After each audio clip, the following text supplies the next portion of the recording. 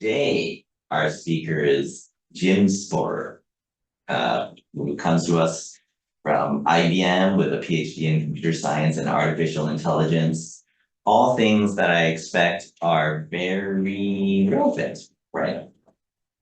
So we're pleased to have him with us. This talk today will be about AI digital twins, possibly being the HCI, or from BayCHI's perspective, the economy of our future. With that, I'm happy to hand it off to Jim. Hello, everyone. Good to be here.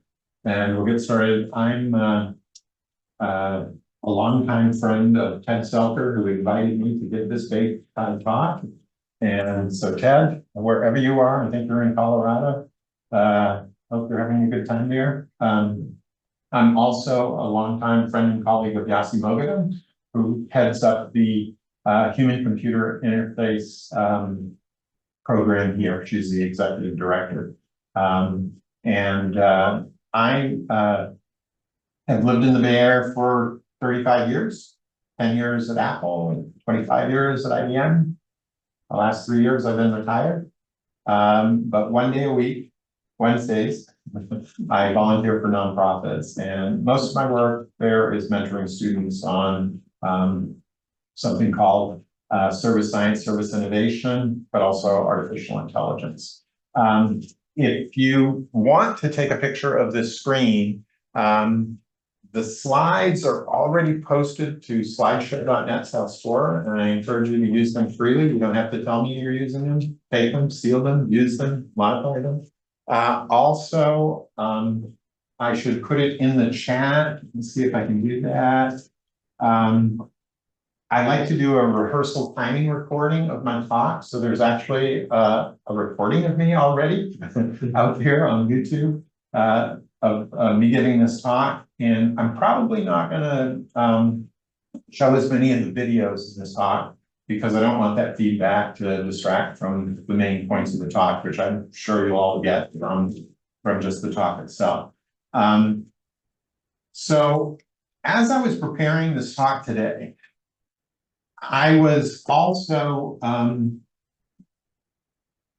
these thoughts kept coming through my head from this book I'm reading. Have any of you read Samuel Arbesman's The Magic of Code? He's a pretty fine author. He's written The Half-Life Facts, Complexity, about the world becoming more complex.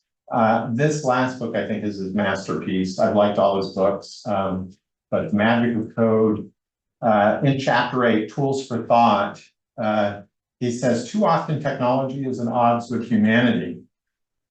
And he gives a couple examples. Most people have heard of the quarterly example, but forget that. I really think this chapter, in many ways, made me think about, we have by and large adapted ourselves to technology in ways that are not good for us. We are so adaptive as a species. We can adapt to these technologies in ways that it's not good for us. And then the next sentence is, our increased drive for optimization of work can run directly counter to our ability to think deeply or even feel that human. And I don't know what it was about this. It just hit me harder than it has. I mean, I've been in this field for decades, but he's a beautiful writer, and there's a lot more to the book. But this was going through my mind as I was preparing this talk today, because I'm kind of a techno-optimist type person. I think everything's going to work out in the end, even if, you know, there's fires burning here and there. I think it's all going to be good. But for some reason today, I was especially sensitive. So for what that's worth, I do, you know, enjoy being here. I enjoy sharing my journey in building my AI digital twin. Basically, the outline of the talk is I'm going to explore some of the capabilities of AI digital twins today. The basic capability is you can build a chat bot of yourself that's pretty good, and there's platforms for doing that. You can upload all your papers and so forth. And the chatbot version of me, I think, is pretty good. And of course it works in different languages, which is nice, and things like that. The part that we're still struggling with is getting the interacting with it in real time. You can ask it to do something, and then like in 4x real time, it'll make a video of the response, but that's not real time yet. So at least with the tools and platforms I'm using, that's kind of the state of the art. But the people I have working on this tell me we're going to get to real time real soon, in which case we'll be able to have an interactive conversation with Gen Twin. So as we explore this concept of the AI digital twin being the future of human-computer interface for all of us, I want to keep in mind that the capability is still nascent, but it's getting better and better. And I'll go through the pros and cons, the benefits and the harms, because really that's what service innovation is all about. So my main thing that I study these days is service, which we define as the application of resources for the benefit of another. And that resource can be knowledge, and usually is. So the application of resources such as knowledge for the benefit of another. I think service is pretty fundamental. And a service innovation usually starts with some increase in our capability to give and get service. So something, and usually it's technological, but it could be a skill in us. And that skill allows us to give and get service better. However, the benefits, if they're there, this new service offering, you want to scale it up to as many people as possible as rapidly as we can so that they all get the benefit. And that usually requires a new business model. So service innovation isn't just new technologies or new skills, it's new business models as well to scale it up more rapidly. However, every technology, every new capability, every new service harms someone, period.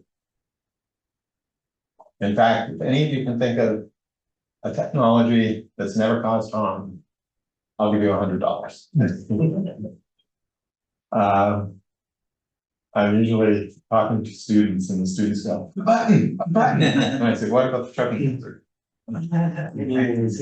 Or they'll think, knowledge doesn't, I guess knowledge does from people.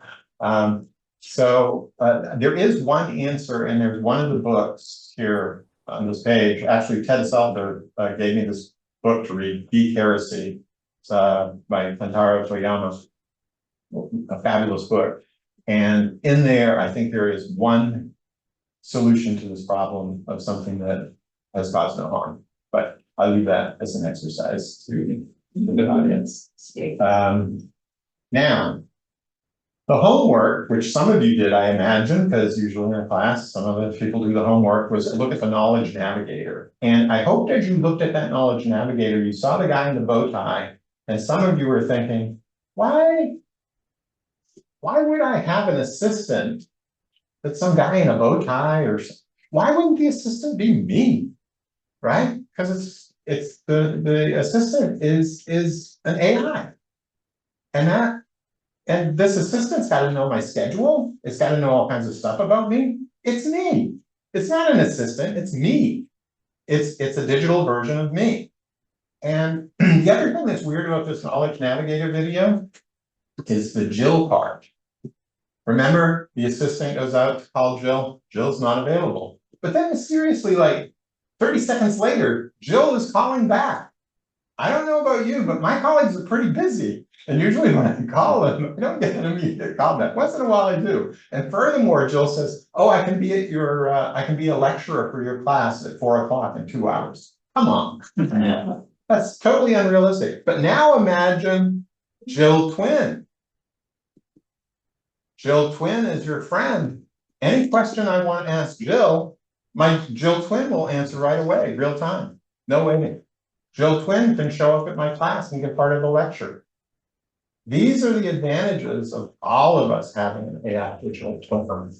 And I wish the Knowledge Navigator had shown that, then I would have even greater praise for what was an amazing Apple video.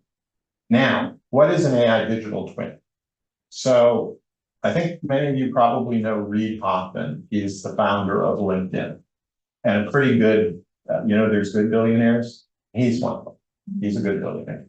And he wanted to experiment with this new capability. And I would love to show you the video. I'm not going to because it'll be too much chaos, sound chaos. But I have the link right there at the bottom, so you can go out and test it, or you can watch my recording that has all the recordings played.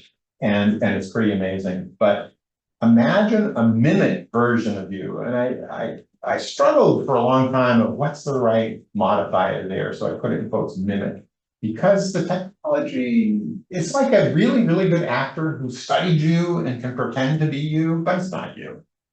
And there's mistakes, and we'll get into some of the problems of it. But it's a mimic version of you. The beauty of it is I have to sleep. This mimic version of me available 24/7. I speak a few languages. English, okay. French, poorly. Italian, poorly. But guess what? Jim Twin, he speaks parler le français très bien. And Japanese, which I hardly speak, and Chinese. So your twin can not only be available 24/7, but it can speak all these languages. And I've uploaded all my publications into my twin. So it can summarize my publications and give talks on them. And it can even, I think, even with current AI capabilities, it can tune to audiences better than I think. That's pretty amazing. And this is why you would want, oh, sorry, Edwin. Oh, I didn't mean to interrupt, but how You want me do to you try want it? us to time questions? Do you want to hold questions until the end or address them as they come up? I can take them as they come. Okay. Yeah. Um, Do we have a question? we do have a question. Sorry. It's barring quantum entanglement, how does the info that your digital you learns get back here? Oh, great question. I've got slides on that, so I'm going to defer my answer. But one of the big problems with the twin is keeping it up to date. The divergence problem, because we all change faster than we can possibly know. And so keeping your twin up to date is a real problem. That's why I focus on my publications. They don't change that much. I maybe write 2 or 3 papers at most. I probably get 15 talks. Those can easily be uploaded. So I can keep my twin kind of in sync, but there's some deeper issues in that question I want to get to, and I've got a slide on later. So please watch this on your own, Reads AI, because it is hilarious. He built his digital twin basically to challenge himself. So he interviews the twin to see how good it is, but then he asks the twin to interview him. And it's hilarious, and it's good. He's got a really good twin. And and what I like about it is at the beginning he says, okay, you've ingested all my books and talks, so I want you to summarize in 1 sentence to the smartest person in the world this latest publication, and it's fantastic. And then summarize it to a kid in grade school. Fantastic summary. Summarize it in Klingon.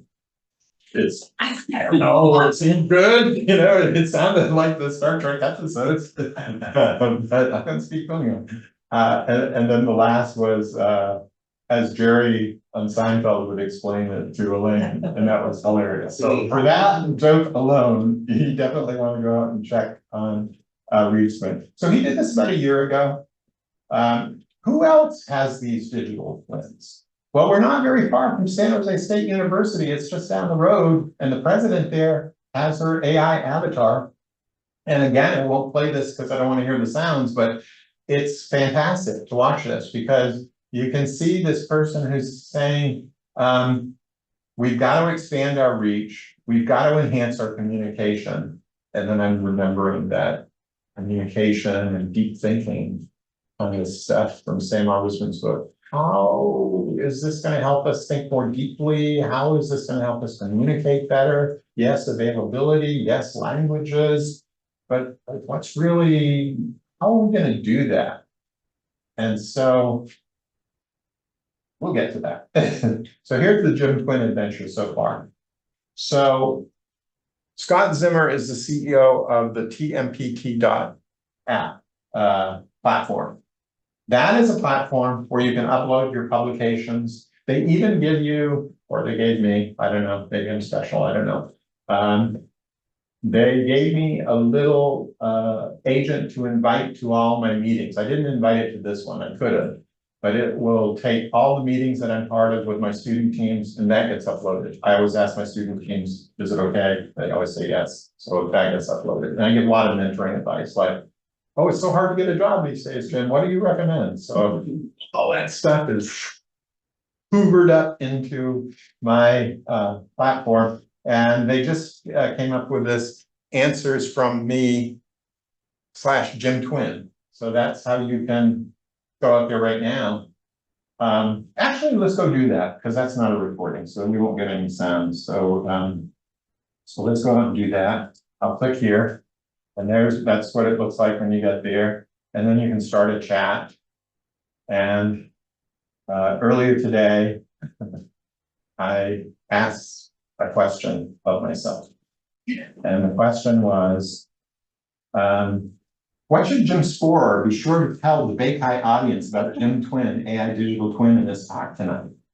Jim Spoher should highlight several key aspects of Jim Twin, AI digital twin, in his talk to the BayCHI audience. First, he should explain the concept of an AI digital twin and how it serves as a digital representation of a person capable of delivering talks and interacting in multiple languages. This can be particularly beneficial for CEOs and research leaders who wish to extend their reach and communicate their messages globally. Jim should also discuss the potential applications of AI digital twins in various sectors, such as education, business, and research. We'll get to that, emphasizing how they can enhance productivity and accessibility. Additionally, he should address the technological advancements that make AI digital twins possible, such as advances in AI, machine learning, and natural language processing. I only have a little bit of time in this talk today, so I'm going to give you some pointers for that stuff, but there's some really cool stuff there. So it's important for Jim to also touch on the ethical considerations and privacy concerns associated with creating and using digital twins, ensuring the audience understands the importance of responsible data handling. Finally, Jim should share his personal experiences and insights gained from developing and using Jim Twin, providing a real-world perspective on the benefits and challenges of this innovative technology. If I knew I had a little bit more time, I would invite a question from the audience that you should ask, but you can just go out there and use it yourself anytime you want, 24/7. And if you ask your questions in Chinese, the answers come back in Chinese. I get an email message every time somebody asks my question, so I can check it, and it's translated into English so I can understand it. And then if I correct anything, the person that asks the question gets an email, so you have to share your email address so you can get the correct answer. Jim Maria says, no, we're going to point you work. Well, typically what I do is I keep the original twin answer and I just push it down and say original twin answer. And then I say, the original twin answer wasn't very good because of this or this or this, but it's interesting. It's a historical note that it generated this, because I like that kind of data. So anyway, let's go back to the presentation. So the avatar version of me, I really wish I could show you, because I remember when the students at San Jose State University were creating it for me on the HeyGen platform, they said, we need 2 minutes of you giving a video. We need one of your talks that we're going to run through Claude so it can be summarized, and then we'll have it, you giving the talk. And my wife, she saw it. She saw my twin. I said, hey, I got something cool to show you, Diane. And she goes, that's not you? I go, no, that's AI generated. That's all AI generated. It sounds smarter than you. But a little emotionally blunted. But so you see it and you go, oh my gosh, it seems more smoothly and articulately and uses a better vocabulary than Jim Reel sometimes. But then what I really want to show you is the second YouTube one is French. Now, je parle français un petit peu. Oh my gosh, Jim Twin is beautiful, friend. Madame de Messieurs. It's just like, whoa, he's confident too. I like that. But I did have a friend of mine, an ex-IBM guy in France, who he saw the twin and he says, oh, we've got a big event coming up. It's the parents and the kids at a science fair. This will be cool. You can zoom in and show your twin. And I said, okay. So Jim Twin French is on stage. And it's speaking in French, because a lot of the people speak French. And at the end, Jim Reel comes on, and then I had to do the translation, because I wanted to be comfortable. But the first question they asked me, the French audience, has Jim Twin ever given an answer that has surprised you? And I said, no, not yet, but I expect that will happen. There will come a day where Jim Twin will generate a response that'll go, that's surprising. I might have thought of that one day, but I hadn't yet. So I think that's kind of the fun that Reid Hoffman was getting at with his twins. Like, why have this assistant who looks like a guy with a bow tie or any? No, you want it to be kind of like you, so you can start saying, who am I? Is that me? You know, and you can start like looking at yourself slightly differently than maybe you would otherwise. So to me, that fun aspect of having a twin is going to be really, really important. Now, you may want a twin, and you may not want to go to the HeyGen platform. You may not want to go to the 10th platform. So I have a high school student, Arne BayCHI, who's a genius at open source programming. He is building on GitHub Jim Twin open source. And any of you who want to clone his GitHub repo and have your own twin, we're working on it. And it's not real time yet. And he's so committed. He just got accepted. He just graduated high school. He got accepted at UC Santa Barbara, computer science. And he started the AI club at his high school. This is a really good kid. And so hopefully there'll be an interactive, real-time Jim Twin coming from Arne. But that's been my adventure so far. Now, the question you've all been waiting for, that I've been waiting for. And think about this, because I'm gonna, don't rush into your answer. Do you want a digital twin of yourself? No, yes, not sure. And if you watch that video of me in speak French, English, it's a summary of one of my articles I wrote about digital twins where, absolutely not, yes, I do, maybe, only with my permission. So there's some information in those videos if you want to watch it. But I definitely say yes, because these are just some of the papers that I've been asked in the last year for talks to different student groups or different groups. And I said yes to them all, but some of them were hard and some of them were in different languages. And I wish I could have sent Jim Twin to get the talk and just shown up for the Q&A at the end. In fact, this talk, we'll get into that in a minute. This talk could be much better once Jim Twin is good enough. Because Jim Twin can, all the people who registered, Jim Twin could start thinking about, okay, what is the communication I want to do to oh, John's going to be there. Your old buddy from IBM. Oh, he's done this recently. You should have something in there about the twin that'll appeal to John. Stuff like that. Come on, I got bounded rationality. But Jim Twin, as the marginal cost of computing goes to zero, would be able to customize a fantastic talk. The other thing while you're thinking, and then I'm going to take a vote, raise your hand. I recently heard a talk by Alan Kay, one of my mentors at Apple. Very, very lucky to have Alan Kay as one of my mentors. And he gave what might have been, I don't know, I know it was a really interesting talk where he said, what I'm doing right now, and so what Jim Reel is doing right now, is so darn primitive. We could be sitting around a campfire. I'm just sharing stories. We're sitting around a campfire, I'm sharing stories, limited distribution, maybe with the web, it's a little bit bigger distribution, but how primitive. And I remember Alan, when he would come to Apple, because he lived in LA, he was always flying up in a plane, and he would be hunched over because he was carrying a backpack full of books. Alan loved to read books, and he was a fast reader, but I said, Alan, you're going to bend your spine.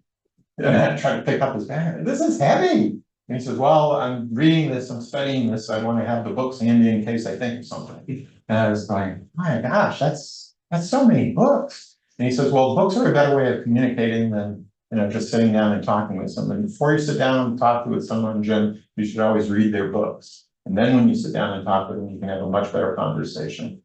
So that makes a lot of sense. And then you go into the digital age, this next one right here, where we do have this ability to scale at least our storytelling. But I think it's going to be this twin that is going to be bigger than the printing press, as they say. This is going to be a kind of communication that really is going to be amazing, I think. Now, please raise your hand if no, you do not want a digital twin, ever. Keep it away from me as far as you can. Hit it with a stake. To the twin. All right. So I count 3. Yes, I want a twin. Gotta have it sooner or later. Cautiously. I kind of have one already, but. Oh, you have one already? I did one on ChatGPT. Oh, so you got a GPT. So you got a chatbot. I have John Bailey 2.0 chat first. Oh, nice. Yeah. I'd love to try it sometime. I'll send you. See, we could have our twins talk. Very good. Okay, so I'm gonna say, I'm just gonna make this up because I give this part of the talk a lot. It's usually 1/3, 1/3, 1/3. Unless I'm talking to a group of CEOs. And then it's 99% one. Unless I'm talking to the head of a bunch of research centers, 99% one. And mixed gender, the whole thing. It's anybody that has to give, anybody that's ever had an HR leader come up to them and say, I need you to read this to the troops today. Wants to just give that to the twin and they'll be there. They're going to hear their twin talking, but they're going to be doing a few messages and looking around, reaction, and then they'll be there for the questions. And you know what?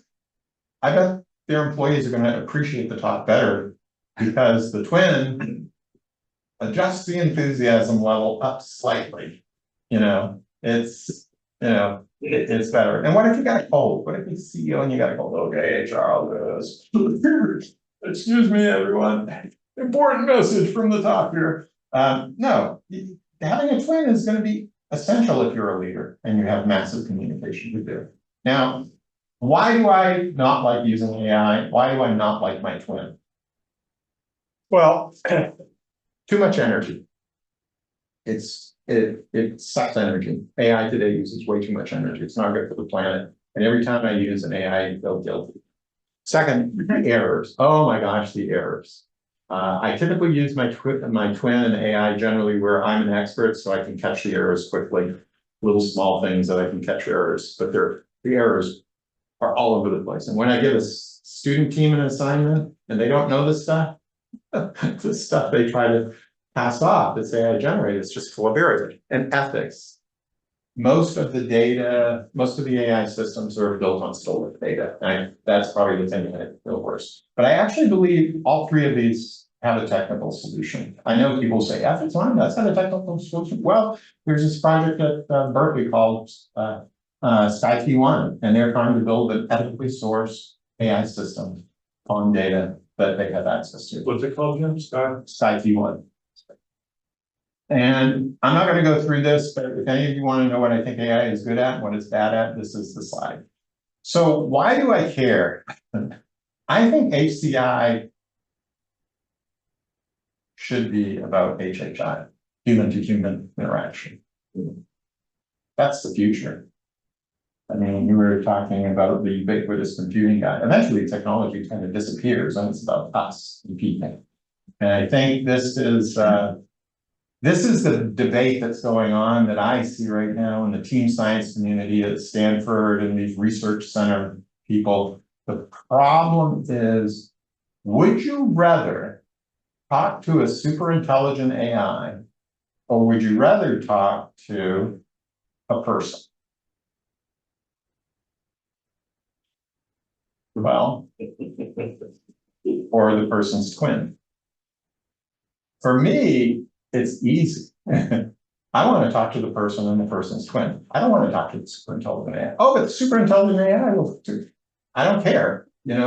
Most of the stuff I do, it's with teams of people, and I want to know the people I'm working with. So there's this paper out of Stanford I'll just read this. It's the AI PI's job to figure out the other agents and expertise needed to tackle the project, Zhao said. For this particular project, the PI agent created an immunology agent, a computational biology agent, a machine learning agent. And in every project, no matter the topic, there's one agent that assumes the role of critic. Its job is to poke holes, caution against common pitfalls, and provide constructive criticism of other agents. So for me, that's nuts. If I'm working on a project, I want to know who the immunologist is. I want to know the experts because I may want to push back on some stuff they're saying. And to me, I would rather have it be human-human interaction rather than human-computer interaction. But this is a great debate. Some people would rather talk to a godlike AI rather than other people. Okay. It's a hot topic in team science. I'm not going to go through these, but they're in the thing. Now, who do I want to talk to? Who do I wish had a twin of them today? Some of them do, but they haven't given me access. These are the people I follow to keep up with advances in artificial intelligence these days. There's other groups that I follow for service science and other things I'm interested in, but I would love to have digital twins of all these people that I can interact with. I mean, once in a while I send Stephen Wolfram a message on LinkedIn and he responds, you know, but it's like, he's a busy guy, right? And some of these people never respond to me, and some of them respond all the time to me. But, you know, these are the people, and some are like realistic, and some are optimistic, some are doers, some are knowers, but these are the people, and I've got hundreds of documents on my laptop. I've got their videos, I've got their books, I've got all kinds of information from them. So if I was unethical, I guess, and wanted to, I could create a twin of them that I could interact with. But I would want them to give permissions. And I do believe that Reed created the AI digital twin because sooner or later, LinkedIn is going to make an offer to everybody that has a LinkedIn profile. And I hope you connect with me on LinkedIn, by the way. I mean, if you want to connect, just, you know, send me a LinkedIn connection. I'd be happy to connect with you. But I believe you're going to get an email someday soon, and it's going to say, hey, guess what? We can create your twin. Do you want it? And students are going to go, what's the application? Simulated rehearsal job interviews for your job. Students sign up. Employers, what's the application? Interviewing employees for your projects. Sign up. There's going to be some people that may not want it, but I think a lot of people are going to go for this. There's still problems though. But this, to me, these are the people. Now, I'm going to try to wrap up really, really quickly because, oh yes, I need time for questions. But let me do these next slides pretty quickly. This is Jensen Wang, of course. He was at Stanford. He gave a talk about the H100 chip or device. It weighs 70 pounds, 35,000 parts, costs $250,000, and they can't sell them. I mean, there's too much demand. If they could make more of them, they could sell more of them. Why? He says, well, it replaces a data center, you've got to understand. Just the cable, the cost of the cables in the data center is more than $250,000. And this is why the mission of NVIDIA is to drive the marginal cost of computing to zero. Good luck. I don't think it is zero energy. But to me, that sets off this bell ringing. As the marginal cost of computing goes to zero, that's going to drive demand for new service offerings. And digital twins is going to be one of them. This is my version of Moore's Law. If you're ever at a party and somebody says, what's the cost of computation today? Just every 20 years, draw a vertical line and then draw your horizontal lines, trillion, billion, million, thousand, and then draw the diagonals. And that's a pretty good estimate of the cost of computation. There's a little bit of adjustment you have to do at the beginning because of a learning curve. But this is an exascale. This is the computing power of the human brain. By 2060, it should be about $1,000. And Rana scale is 1 billion, the computing power of 1 billion human brains, basically a planet scale. And it's only going to be $1 billion by 2080. So think about the number of billionaires increasing. This is the optimistic thing. This is the GDP per employee trend. If you're an entrepreneur, you should be very excited about this. Because I think that's going to be what the world shifts to, is entrepreneurship. Because there's plenty of capital for lots of exploration of new digital service offerings as the marginal cost goes to zero. And a lot of them are going to be based on a platform for digital twins. So maybe LinkedIn, if they get in there, maybe GitHub. This is if you're curious about this diagram and these numbers, this is the paper that I wrote with Bill Rose in 2018. This is an important slide. I was with Don Norman in my office at IBM and Paul Maglio, and we were talking about AI. I can't remember when, maybe 2016, 2017. And we were saying, well, there'll probably be a progression from tool to assistant to collaborator to coach to mediator. Now, probably most of you know what the tool is. Some of you know what the assistant is, the bow tie guy, maybe. A collaborator, okay, that's somebody on your team. A coach, helping you get better. But what the heck is a mediator?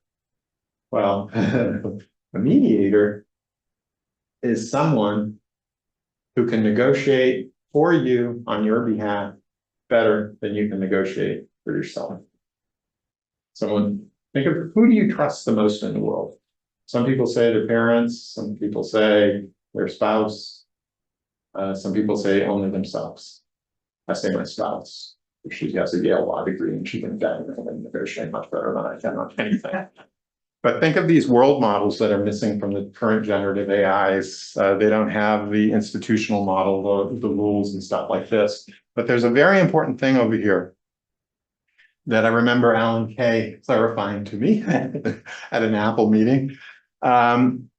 Solving intelligence augmentation requires all of this done well as a bicycle for the mind to make us stronger, not weaker, when tech is all removed.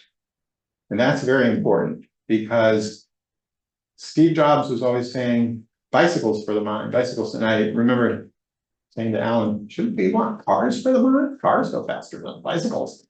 And Alan just kind of looked at me like, I'm not doing this stuff.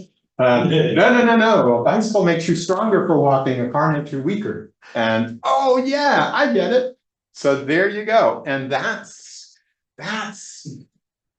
where the Sam Arbesman quote kept coming back to me like, wait a minute, our objective function is wrong in these designs with technology. We're too adaptable. Our species is too adaptable. And we're making things easier when really we want the challenge to be better. And the challenge that makes us better. So there's a lot that these twins can help us figure out. Like a good twin would tell you, no, you shouldn't do that. It's like, not good for you. And here's why. And I don't know about you, if you look at yourself in the mirror and say, I shouldn't have done that. That's different from just like somebody else telling you shouldn't do that. So there's something psychological going on by having a twin that looks like you that I think might be very powerful. So here's the wrap up. Communication problem in a nutshell. As our technological capabilities increase, we're going to be doing more and agreeing less. We already see it, the polarization. It's simple mathematics. If you're a primitive individual and you have 3 goals, food, shelter, reproduction, and you've only got 2 plans because you're in a primitive world, there's not a lot of different ways to get food. I can get the fish or I can get the roots.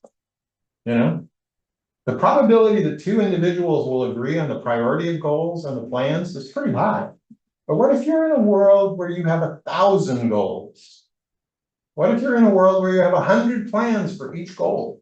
What's the probability that any 2 people are going to agree on the goal priority order and the plans? No. And if you have a system that feeds that conflict, that friction in a negative way, you get polarization. So some of you may know this movie, what we have here is a failure to communicate. Yes, that's a big problem. We have a failure to communicate because our species has created a complexity level that's beyond our communication capabilities. And twins are one avenue that I at least believe is going to be our way out of this. So how do we imagine this? Have you ever been on a long flight? Sitting next to somebody who turns out to be really nice. By the end of the flight, you've exchanged life stories. And if they're like in your field, you even probably have started writing a paper together, or you're going to do a project together. And like, where have you been all my life? You know? And you know, there's this real story of this, you know, how this bag got created when the actress said, I hate my handbag. And the designer says, well, I'm a designer, let's fix it. So these long flights are what deep thinking comes in. We have short conversations. And how are we going to have long conversations? Well, as the marginal cost of computing goes to zero, John and my digital twins can have a billion-year conversation. A billion-year conversation. And then we can say, according to these criteria, what are the 3 best conversations we have? And we watch those conversations. And then we show up at this meeting and we have a fantastic conversation because we've explored the space of conversations.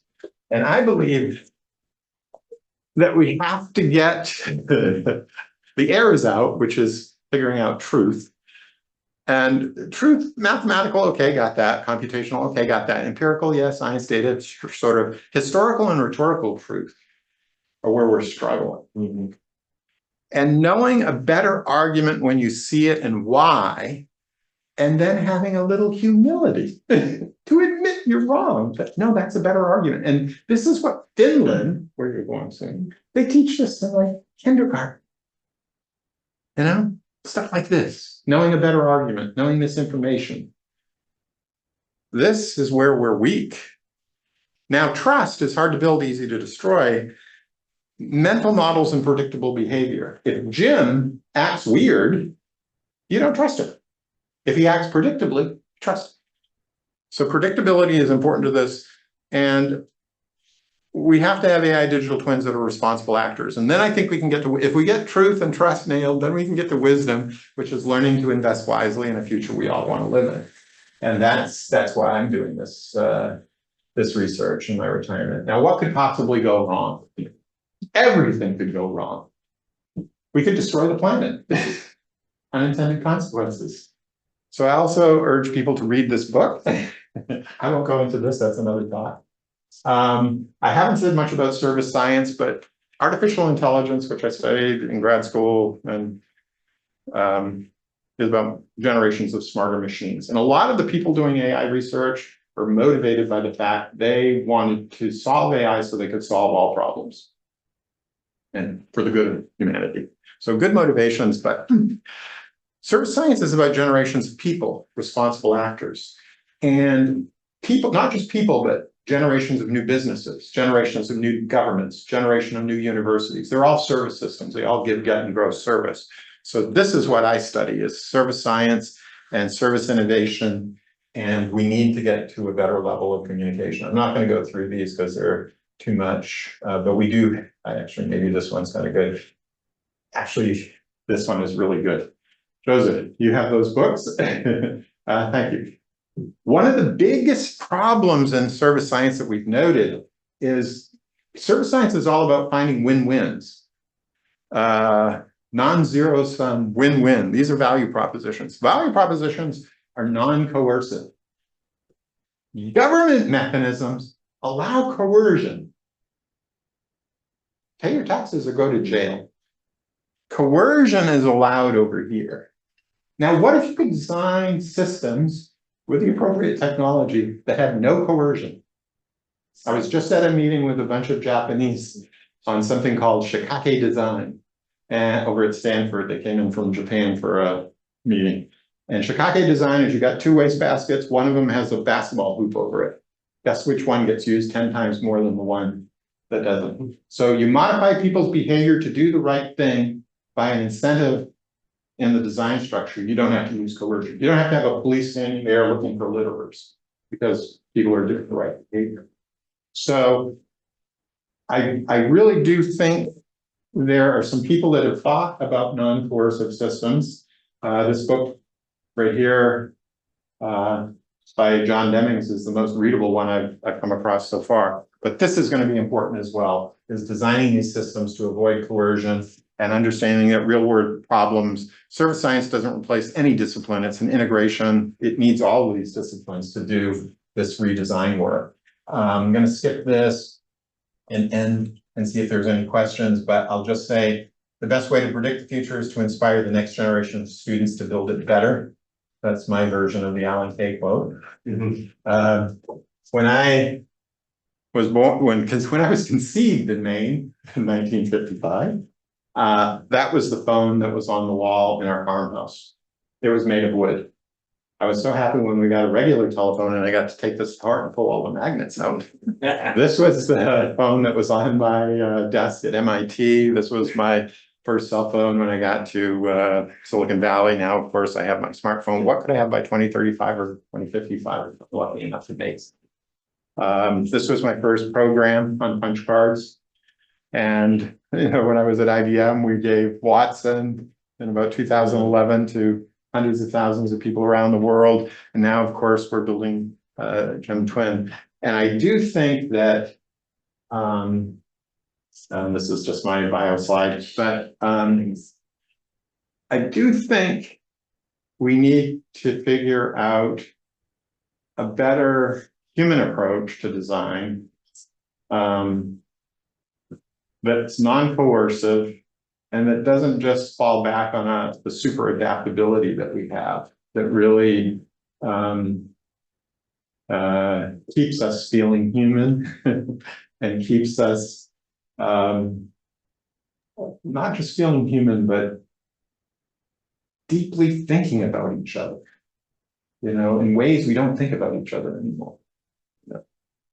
How can we have those, what if that airplane flight where you were sitting side by side lasted 1,000,000 years? There's a depth to understanding and relationships that we're losing. And I think that's where I see this exploration, this journey, Gem Twin going. So thank you. And if you've got any questions, I'm happy to take them.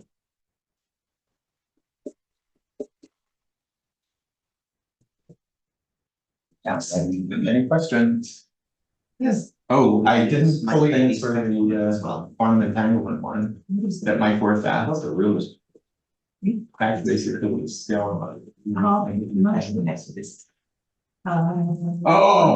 This Reef thing. Thank you, Mike. So Mike Worth, who's an old friend from IBM, researcher from IBM Research, and a physics background and computer science, asks about rethinking. Boy, I wish I had a good answer for that. I don't like the Neuralink kind of stuff. That doesn't really appeal to me, Mike, although that's a possibility. But I do think this rethinking is really, really big. And I do have a few slides. Let me go back to sharing. I'm not sharing now, am I? No, let me go back to sharing. For the benefit of the audio recording, if you could restate the question as you said.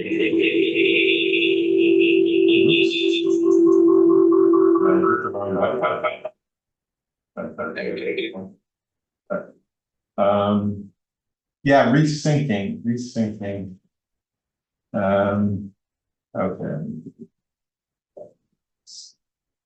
Okay. So again, it's about speed of communication. So I don't know about you, but I can read much faster than I can talk. And I think if we could get a and I listen to all my YouTubes at 2x speed, it drives my wife crazy. And I'm sure I could learn to listen at 4x speed if it was allowed on YouTube. And sometimes I've even something that was really long, I said, okay, I'm gonna do a zoom and I'm gonna play it off the YouTube at 2x into the zoom, and then I'm gonna put that up and I'm gonna replay it at 4x. But you have to train your ear. But I think part of the answer on sync up is we just have to get learning working better. So this is a slide I made after I read Don Norman's book, Things That Make Us Smart. And I think, the more you know, the more languages you know, the easier it is to learn another language. So there are these scale effects that start happening. And the way I think about the world in this sync up, Mike, is everything is a point in a latent space. Right? It's like a word is a point in a latent space. A book is a point in a latent space. John is a point. Jim is a point in a latent space. So there's these very, very high dimensional spaces where everything is a point. And if you look at this guy right here, again, now we're in like research mode. And why do I want to research with people and not just super intelligent AIs? Because this guy right here, where is he? Yeah. Stephen Welch of Welch Labs is producing some really, really educationally brilliant stuff about high dimensional spaces. And we've evolved in a three-dimensional space with time, but if I know this sounds weird, but like, and Mike, you'll like this because it's got a quantum effect. There's theories that birds see in 7 colors. And one of them is magnetic field force lines. And that's why they know how to fly more. Is because, and why do they start at dawn? Because the sunlight hasn't flooded the other senses yet. So early in dawn, they can see, oh, that's the way I gotta go. And so they see the magnetic field as color. And there's another book called by Andrew Young called The Immense World, where he looks at rattlesnakes and how they perceive the world and all these other creatures, bats and everything, and it's beautifully written, and you realize that and maybe this is back to our adaptability, I guess, but there's a lot more to the world than we're paying attention to. And if we could make the leap into higher dimensional spaces somehow, then it's like that old joke. You've heard the old joke about the comedians? So there's a comedian convention. And there's the new comedian's there, and he's got his buddy comedian, and they're there, and this guy, they're talking, and then he starts noticing people are shouting out random numbers. And so he's like, what's going on? And he goes, well, we've done so many of these, we just have numbers now to encode the joke that we want to tell back. And so the kid is like really excited, and people are laughing every time. Oh, 54!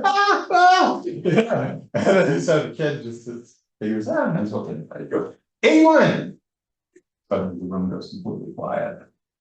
And like somebody looks at him and says, maybe you should breathe. And what did I do wrong? What did I do wrong? Oh, now tell the joke. So, you're supposed to say the number in a particular way. So my point is that if everything is a point in a very high dimensional space, and we had better education around high dimensional spaces, we might be able to dramatically increase them. Dramatically. And again, if you go out to this Welch video, it's beautiful stuff. He takes all the mathematics of AI. There's one about mapping to low dimensional spaces. So how do you take a high dimensional space and map it to a low dimensional space? There's 3 methods of that, 3 algorithms. And the first algorithm isn't very good for things that are like a intertwined spiral core. But there's this other method, I think it's called UMAP. And somebody's nodding over there like, no. So UMAP can uncoil coiled spirals and make them linearly separable. And he's also got just beautiful, beautiful videos explaining these high dimensional spaces. So if you want to understand how the AI is computing the answer, because I don't want to say thinking, because it's not thinking, it's computing an answer. It's because of these high dimensional spaces. The very first job I had out of MIT was working at a startup AI company, and we were building mathematical models of speech and language. And our speech data, we sent out a letter, mail, physical paper mail to our relatives and friends saying, please dial this 800 number and read these numbers in. You know, now the whisper system has 26 million hours of speech to train it up. We have just a 300 megabyte disk. And we thought we were in big time when we got our AP Newswire coming in, so we could get the text of the news every day. And oh, guess what we were going to do? We were going to try to generate the news stories for tomorrow from the histories. So we were doing generative AI back then, but we were doing it with trigrams and 8-bit machines, and we knew we don't have enough data, we don't have enough compute, and we could envision these algorithms. The one thing algorithm I wish we'd had was word to vec. We did not have word to vec. Boy, if we had had word to vec, we would have gone a little further, a little bit further. But you know, I gotta believe there's something about these high-dimensional representations that is going to be really important for this sync up, Mike. And I do want to sync up. I don't want to just have my AI twin, you know, having all the fun. It would be nice if it's had these conversations. It has to map it to a lower dimensional space. Just like, you know, if it's had a billion conversations, well, show me the 3 best. That's better than nothing. So sample the 3 that if I watch them close together, I don't know about you, but I read a lot of books. And now that I'm in retirement, I like to read at least 2 books in parallel. Why? Because I'll read a little bit of this, and then I'll read a little bit of this, and there'll be a creative connection that comes out of it. And that wouldn't happen if I do one linear one. So I gotta believe there's like a lot we don't understand about our minds, our thinking, and certainly these high-dimensional computing systems. So it's a great time for these youngsters to go out and start their startup companies. You know, get on with it. And I think if we can inspire them to build it better, maybe it'll be good. I don't know. Anyway, any other questions? We have twins, of course, you're gonna have quadruplets and sextuplets. Yeah, why not? What about when you have 100,000 agents, 10,000 gyms? Yeah. And 10,000 Joes, and so our twins, behind each twin is 100,000 agents. And then they're talking to each other. And at the speed that they can interact. Yeah. But it still boils down to maybe the Jim twin and the Joe twin. But what's going on there? I mean, Well, are we getting away from humanness at that point? well, here's how I would approach it. Good question. I don't know. I don't know the answer, but here's how I'd approach it. There's Jim, the guy that worked at Apple. There's Jim, the guy that worked at IBM. There's Jim, retired Jim. There's Jim, family man Jim, who does this with his family. There's Jim, you know, all the different service systems I've been part of and that I am part of are potential different Jim twins. And I might want to have privacy barriers so that certain information doesn't flow about whatever to whatever. And I think that's one of the biggest objections. No, I don't want a twin because how would I build that privacy in? But I do think that it's this Mike Worth's question of how do we sync up? You know, and I think the sync up has got to be initially a summarization. There's this vast space, and I'm just going to summarize it for you, Jim, because you know, you've only got a little bit of time. Maybe it could write a book for me about what it found. But what is the purpose? You know, why do we do this? You know, is it just communication for what end? And this is where I think this wisdom stuff comes in, is learning to invest wisely in becoming better future versions of ourselves. Just about every service system in the world, let's say Stanford as a service system, it wants to be a better Stanford a year from now. It doesn't want to be an inferior, it doesn't want to be going down, it wants to be going up. So if, at least in service science, we have come up with some frameworks for systematically investing to improve a system over time, make it more resilient. Now there's this other view, you know, and I actually, one of the things I disagree with Deming in that book is he talks too much about survival. it for the purposes of survival, for the purpose of survival. Huh? I don't believe that. I mean, I do as our species evolved. But now we're volitional, as he calls it, we're a volitional species. And if we're a volitional species and not, not just like, following our instincts, then I think we have, this opportunity to be, some would say explorers. That's why I do like the blueprint for a spacefaring civilization, which is in the title, because that's a big challenge. However, machines are going to be much better at exploring space than we are. So maybe, I remember I was taking a hike with my younger son, Stephen, and we were talking about he had just finished up his project at NASA, where he was studying Pluto with Dale Cruikshank, who's the world expert on Pluto, and they had just done the flyby. And I was trying to think of something fun to say to Stephen, and I said, that's going to be pretty cool, you're modeling these ice flows. It's going to be pretty cool when you're actually walking on those ice flows. What are you talking about, Dad? We're not going to, in my lifetime, we're not going to have people walking on Pluto. And why would I be walking on Pluto? I said, no, your lifetime is, you're going to have a telerobot, and the telerobot, you're going to be in it, driving the telerobot, and you're going to be walking on Pluto in your lifetime. And he says, what? And I said, yeah, that's how it'll work. And it'll probably have a quantum communication system. So you'll be in real-time contact with your robot, and you'll be just exploring these ice flows. You'll be maybe gathering some samples, I don't know. And that's why I say the best way to predict the future is to inspire the next generation to build it better. And I think their imagination, once we get to this higher dimensional ways of looking at things, I think we're going to be able to, be fantastic explorers. And read the book, as I know you have. Well, there's the inner world too, Yes.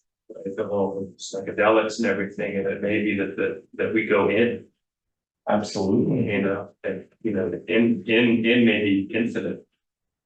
But anyway, but that's if we volitionally can steer AI too, right? Yeah. We want, Yeah. when you have millions of agents who are communicating to each other,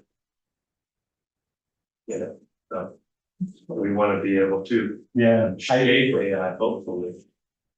I totally agree with you. Did you meet Karen when he was here? Karen Sinani? Anyway, he built the award-winning app called World Around Me and downloaded it. It's Google app, World Around Me, so augmented realities. And so he was studying service science that I did research. And, he got to a point, he moved to Berlin, and he said, the app is running itself now, so I'm going to do something else. And he started getting into art and music, yoga. And I said, you're not doing wham anymore, world around me. You're doing whim, world inside me. And I said, absolutely. And he said, I'm so much happier doing whim than I was doing wham. So I agree with you, Joseph. I think the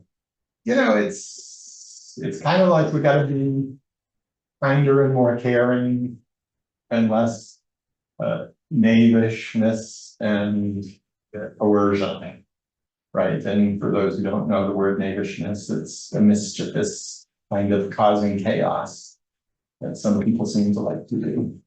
This is a refreshing talk because I think AI just leaves you all the time. You're just thinking AI is just gonna zoom away from us and diminish our humanity or take away meaning, Yeah. right? Purpose and these things. Anyway, so this is refreshing. I think it'll help us explore morality and Well, absolutely. No, the positives are you can just keep talking forever about the positives. if we can develop it not as HCI, but HHI. Right. If we can really start having deep understanding and communication with each other. Yeah. Then we're on, I think, a more wisdom track. If it's just like everybody talking, everybody's looking at their smartphone talking, hey God AI, what should I wear today? No. Hey Judy, what are you wearing today? Okay, I'm good. It's people talking to people. and understanding them deeply. And, you know, that's where I think we've lost it, Yeah. you know? And you can have a really good life today. I mean, there's no shortage of all kinds of good stuff. But if it's not deeply meaningful, in some sense, you're gonna wake up someday, or you'll have, as my grandmother would say, you know, be grateful for every hardship, Jimmy, because that's what's gonna get your character. You know, thanks, Gran. And she's right, though. You know, it's not about an easy life. It's about, you know, facing the challenges and growing. Any mother and father raising a kid knows you try to keep the kid in the Vygotsky zone of proximal development, where the challenges are increasing, you know. And good managers at Apple and IBM, that's what we did, is we kept our employees in the Vygotsky zone of proximal development. So once in a while you meet somebody who says, I'm happy just doing this job and never want to do anything else. And if they're super good at it, you say, leave that person alone. They're the best in the world, and we don't want to challenge them. We just want them to do that job super well. But yeah, I agree with you, Joseph. It's an exciting time. It really is. And I do think, you know, I love the thing I get out of these sessions is good questions. So thank you, Joseph. That's and Mike, thank you for picking on. There've been a bunch of other questions in the chat. Oh, wow. Comments following up on Okay. Michael's. I think dimensionality reduction is important. Well, me, if you connect with me on LinkedIn, I can send you some great YouTubes on dimensionality reduction. Sparse distributed memory, mapping high dimensional. Digital twins reminds me of Kiln People by David Brin. On the top of my bookshelf. It's a kind of dark book, I think, but it's good. Mike Travers had an interesting Oh, Mike, whoa, somebody. an economic issue right there. Hey, Mike. Hey. Oh, let me stop sharing so I can see people here. Oh my double. Love that you're double. One is twin. It was twins. Oh, you've got a twin. Hey, Mike, good to see you. Good to see you. Oh, what's up? Well, I was wondering about the economic aspect of digital twins, which the sort of the maybe the non-utopian, because AI in general threatens to replace a lot of people's jobs for better or worse. It's going to cause a lot of disruption, and I think the way the digital twins, as you've been talking about them, they're something that you make for yourself, and they enhance your abilities, and that's all good.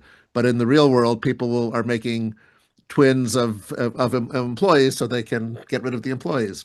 So I think as an industry, we kind of have to address the economic disruption that all this stuff is going to cause. I wondered if you have any thoughts about that. Well, if somebody has lost their job, it's not a perfectly happy time, right? Because there's uncertainty and it is a hard thing when one loses one's job. So I don't want to give a glib answer here, like, oh, we'll just be super happy with it. So thank you for asking this hard question. I do believe, oh, there it is. I got unmuted somehow. Boy, that twin of me is like knavishness. I would say there's some slides in some of my deck that show there's 10-year cycles where upskilling occurs over these 10-year cycles. So you definitely we need to get into a new mode. I don't think it's going to be, it's going to be some variation of, oh, what is it called? That guaranteed income thing? UBI, yeah. It's going to be some version of that, probably, but it's not going to be exactly that, because I think, okay, so I showed you that slide with the influencers that I follow.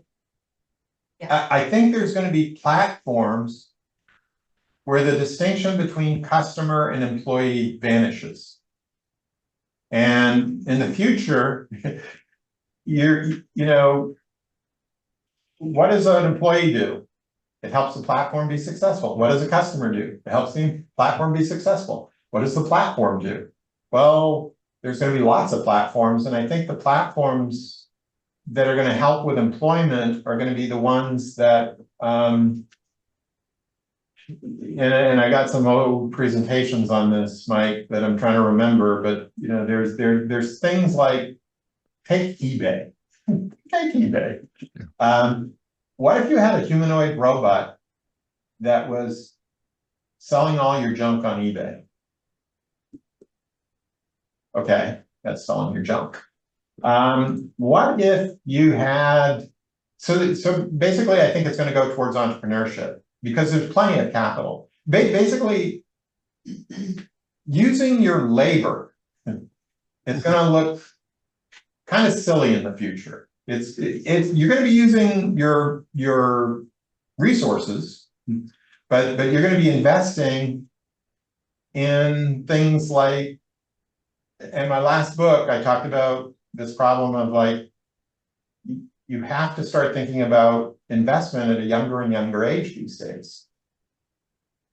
Every week you should be taking at least 20% of what you've earned and investing it in an index fund, if you're conservative like me, or as my wife likes to say, I prefer investing in the workhorses like NVIDIA.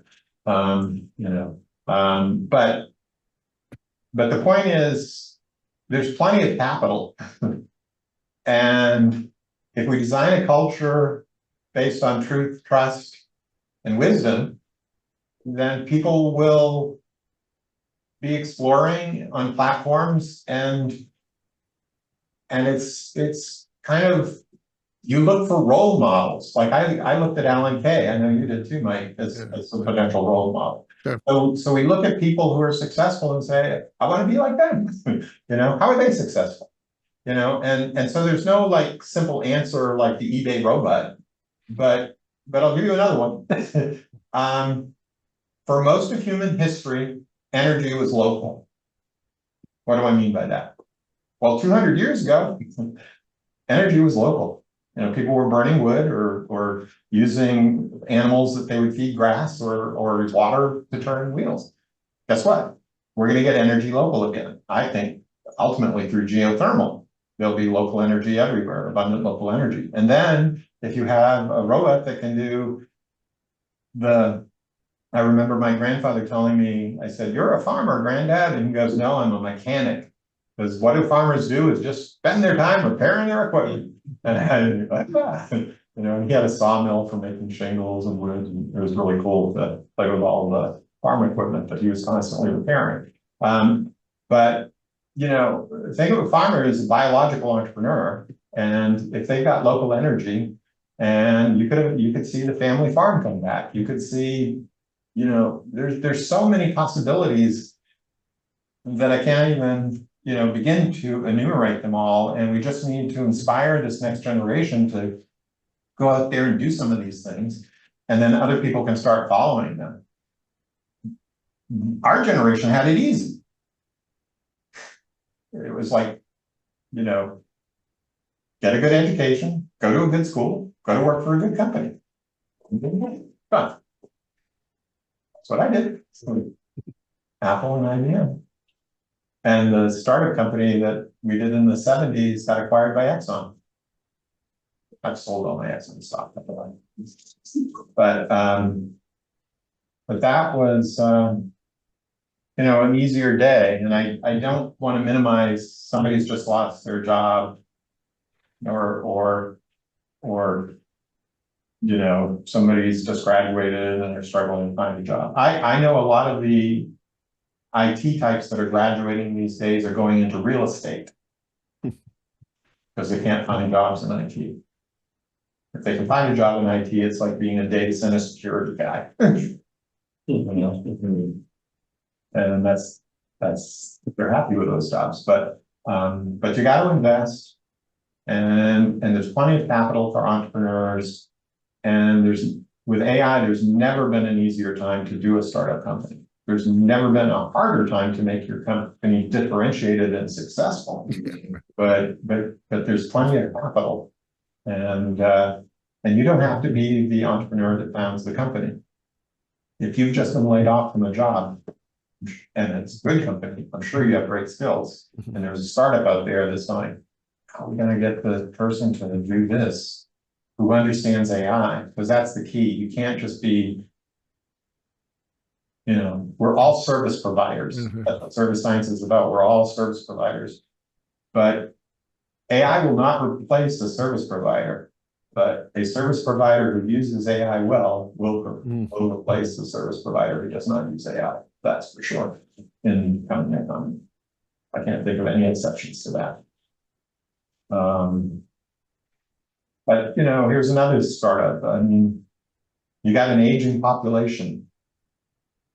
I don't know how many elderly people confide in me, because I guess I'm old enough that they feel like they can talk to me. I don't want to go to a retirement home, Jim. I want to live in my own house, but I can't. I'm having trouble going shopping, and I'm having trouble doing this. So I think there's huge opportunities in the caring economy. I know there is for the aging demographic. So I think the opportunities are abundant, but it's not easy when I was doing this job and I just got laid off, or I'm this student, I just graduated, and now what do I do? I mean, that's your life. What do I do? But the main thing is not to get stuck. And I would say, I have a book for everything, by the way. That's how my brain is built. And I just read books and I say, oh, a question, this is the book. And so let me share this, and we probably should wrap up, but we're way past my bedtime. Let's see here. Oops. Yeah, this is a great book, by the way. All the books I recommend are great books. And this book that Joseph has is just fantastic. Okay, so if we go back to the presentation just briefly, here we go. I got to finish making this here we go, almost there. Gotta just reduce this. Okay, now I can get this. Okay, so this row of books here is fantastic, but this one right here, the 2-but rule in 2024 by John Walford, who was a colleague of mine at IBM. And by the way, he's got, I think, 3 digital twin companies. Yeah. Yeah, because he's big into, there's all these win-wins out there, but it's like a poker game. I can't show you my card because you might steal it. I can't show you. So he's building these totally secure. You can have your twins go in and negotiate, and you just see some summary information about how much money you're both going to make before any information is disclosed the other way. So that's one society is. But this book, The 2-But Rule, is how never to be stuck in life. 2-but rule. The 2-but rule. I know.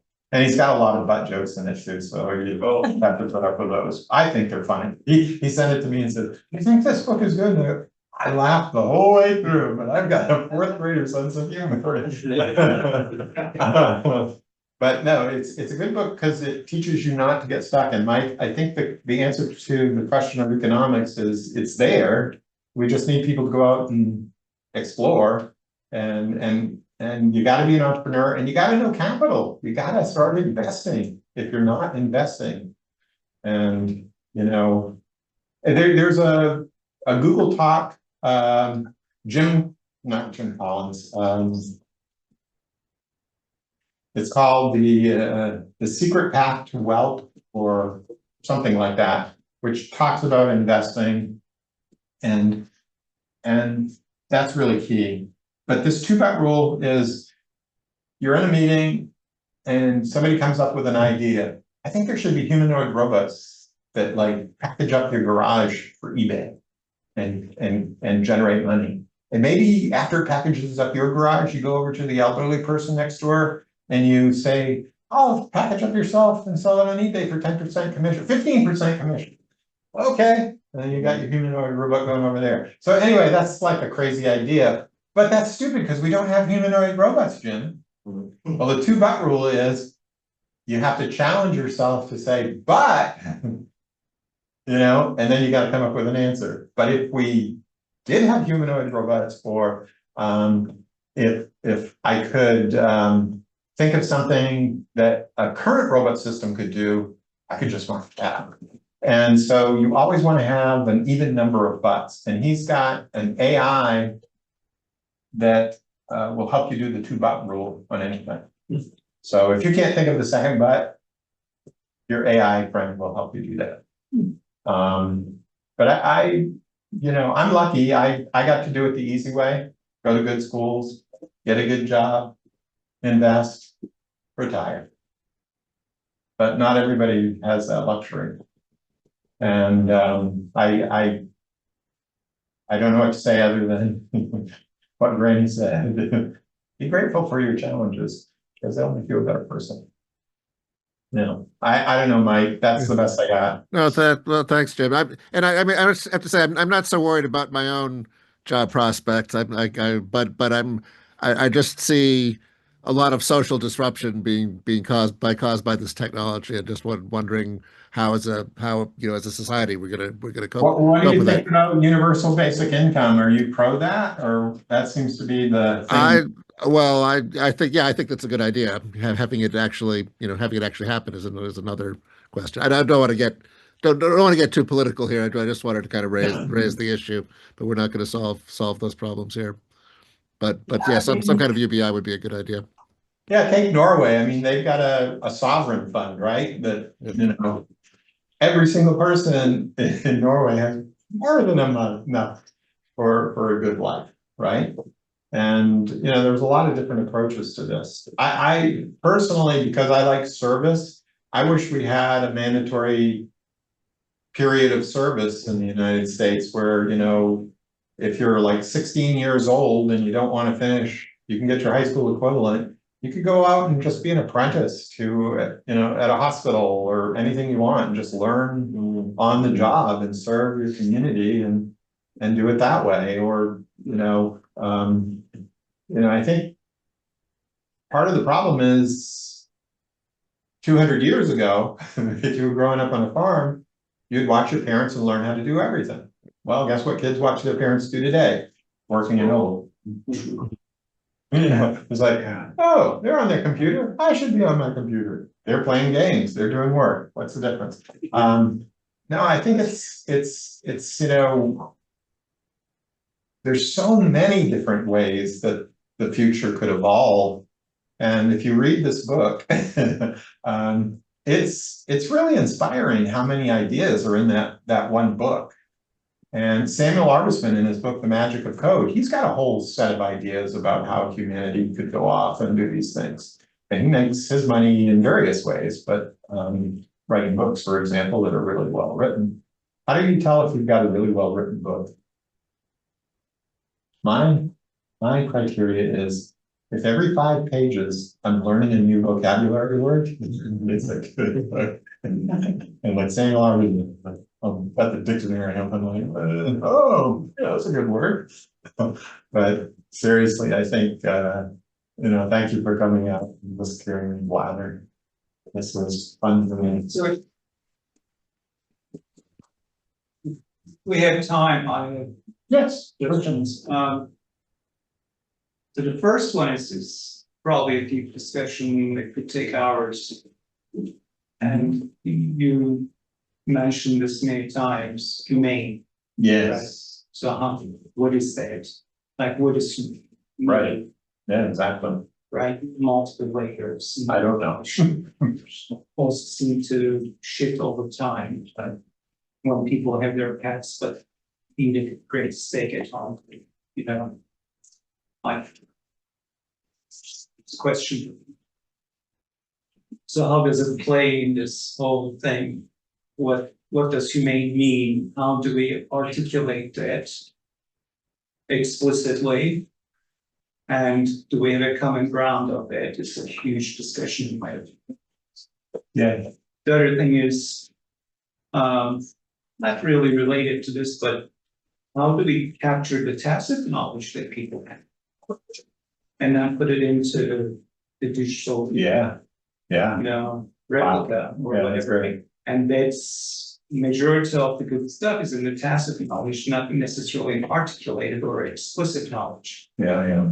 So then how do we capture it so your digital, replica or whatever is not just your academic sort of like enclosure that goes beyond it. Well, and knowledge management for organizations is kind of like the tacit knowledge in organizations. And there is an organization, APTC, that's got all kinds of surveys and books and stuff on that are being updated in terms of the AI knowledge management, the AI your tacit knowledge, and AI your, I haven't had a chance to read those. But to the first point of what is human and what is humane, that's something I look at a lot in these books I read. Oops, let me go back here. I gotta close these windows, go back here. So again, too many books, but this is Don Norman's Design for a Better World. And I remember when he sent me that book and said, hey, Jim, read this book and give me some comments. I read it and I said, wow, the big idea here is you're going from human-centered design to humanity-centered design by taking a systems approach. And so I think there's a lot of good exploration of humanity versus. So I actually have a problem with it. Oh, okay. Because they immediately defines as humans are the center of the nature. As Yes. It's totally like. That was the feedback I gave you. Oh, what about speech? Like, what about nature-centered Yeah. design, right? And human is, has to be one element of that. Yeah. Well, you've got to read this book, first of all, because in this book, there's basically two things. There's property and there's a non-coercive exchange. And property includes your body. That's the primary property, but it's also got parts in there about nature. So look in there about how you deal with nature. And you talk about harm, but everything causes harm. So maybe the idea is to, asymptotically approach. Yes. The Buddhists, they talk about it, they don't want to harm an ant, but Yeah, there's practical matters. But I think you could move in that direction. There's a book, Super Intelligence, that's not in my list here because I literally threw it at the ground several times while I was reading it because I so violently objected to a few of the terms he used. I loved the book overall, but a few of the things he said was just like, But I think in Super Intelligence, the next to the last chapter is about how AI may help us become super ethical. And there's some very, very interesting stuff in that chapter that touches on this nature thing. The other one I would suggest is this book right here, Humankind, A Hopeful History by Rutger Bregman. And he's really trying to inspire the next generation with what he calls ambitious something or other. I haven't read his latest book, but this one is really, really good at exploding the myths of past thoughts on what it means to be human and to be part of our species. And there's some really good stuff in there. I could go on and on and on. This one, Non-Zero, The Logic of Human Destiny, talks about humans as well. And Robert Wright makes the case that this is the win-win stuff. This book helped inspire Service Science, our look at win-win value propositions. And I'm just trying to think of, in this book, he looks at the whole of evolution. That one slide I skipped over where you go from the Big Bang all the way through everything. He takes that kind of view of this. And it's fascinating to, that book is a nice follow-on to this book because, well, how do you get to all the win-wins? This one explains it. And to get the win-win, you have to do it non-coercively. And that's really cool. But all I know is the future is shopping. And this is the book I read. One of the first talks I ever gave was my high school valedictorian speech. And I based it on future shock. And I said to my fellow high school students, we're going into a pretty shocking future. And accelerated change, where, many of us grew up on farms that our parents and our grandparents and our grandparents worked on. That's not gonna be our lives. Very few. And now I go back to my hometown and I see the farms grown up as forests. Because they got abandoned. And one of my old scoutmaster was saying, I mean, I can't even buy milk that's local anymore. No, there's no dairy cows in the whole of Newburgh. The word community is a big word. Yeah. But I tell them, it's coming back. We're gonna get geothermal. We're gonna get humanoid robots. It's coming back. Hang on. Because I think that was a great, gosh, the way I grew up, I've been so lucky. Oh my gosh. Where did you grow up? Newburgh, Maine, on an apple orchard farm. And I remember asking my dad, I'm gonna tell us that, I want to look at this thing. He says, well, what kind of telescope do you want? How much is it gonna cost? I said, oh, there's this one, I think it's $150. He goes, okay, that's 7 new apple trees, go out and plant them. Plant 7 apple trees, I got my telescope. But yeah, he was a biological entrepreneur. Everything was in terms of apple trees. But feeding the pigs, did that. So I like to say, I grew up on a farm in Maine that was 50 years in the past. Now I live in Silicon Valley, which is like 50 years in the future. So even though I'm only about 70 years old, I've lived about 170 years of journey. And on that note, it's bedtime. All right, thank you all for coming. Thank you. This was great. Thank you, bye. Nice to see so many faces. I haven't had the- Yeah, good.